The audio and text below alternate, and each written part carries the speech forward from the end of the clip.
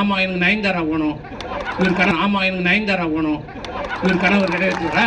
அதிமுக தலைமையிலான என்டிஏ கூட்டணி கட்சி தலைவர்கள் தமிழ்நாடு முழுக்க திமுக அரசை கண்டித்து நடக்கும் போராட்டத்தில் பங்கேற்று வந்துட்டு இருக்காங்க. அந்த வகையில் விழுப்புரத்தில் நடந்த கண்டன ஆர்ப்பாட்டத்தில் அதிமுக எம்பி சி.வி. சண்முகம் பேசியிருக்கக்கூடிய பேச்சு மிகப்பெரிய சர்ச்சையை ஏற்படுத்தியிருக்கு. தமிழக சட்டப்பேரவை தேர்தல் தேதி சம்பந்தமான அறிவிப்பு சில தினங்களுக்கு முன்பாக வெளியிடப்பட்டது. அதன்படி வருகின்ற ஏப்ரல் 23ஆம் தேதி தேர்தல் நடக்க உள்ள நிலையில் பிரச்சாரம், தொகுதி பங்கீடு சம்பந்தமான பேச்சுவார்த்தை தொடங்கியிருக்கு. இதன் காரணமாக தமிழ்நாட்டு அரசியல் களம் சூடுபிடிக்க தொடங்கியிருக்கு.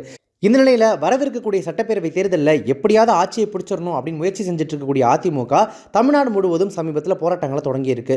சட்டம் ஒழுங்கு பிரச்சனை, பெண்கள் பாதுகாப்பு, போதைப்பொருள் பழக்க வழக்கம் உள்ளிட்ட ஆளுங்கட்சியினுடைய பிரச்சனைகளை கண்டித்து அதிமுக கூட்டணி கட்சிகளோடு சேர்ந்து இந்த ஆர்ப்பாட்டத்தை முன்னெடுத்திருக்காங்க.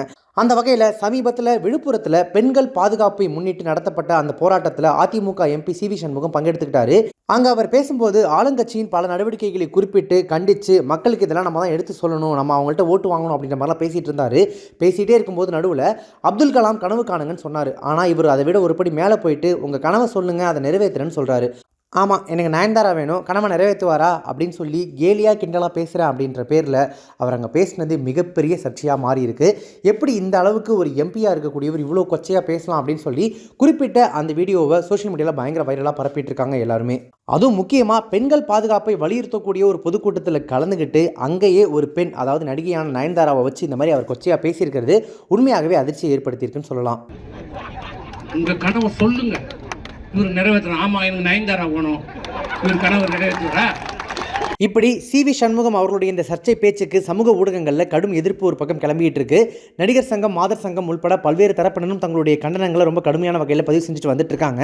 அரசியல் தலைவர்கள், நடிகர் நடிகைகள் உள்பட பல்வேறு தரப்பினரும் தங்களுடைய கண்டனங்களை பதிவு செஞ்சுட்டு வந்துட்டு இருக்கிற இந்த நேரத்தில் சி.வி. சண்முகம் அப்படி பேசினதுக்கு விளக்கம் கொடுத்திருக்காரு. என்ன சொல்லியிருக்காரு அப்படின்னா, விழுப்புரத்தில் நடைபெற்ற திமுக அரசுக்கு எதிரான போராட்டத்தில் ஸ்டாலினின் உங்கள் கனவை கூறுங்கள் திட்டத்தின் ஏமாற்று வேலை குறித்து உரையாற்றிக் கொண்டிருந்த போது தவறுதலாக ஒரு நடிகையின் பெயரை உச்சரித்து விட்டேன். அதற்காக வருத்தம் தெரிவித்துக் கொள்கிறேன்.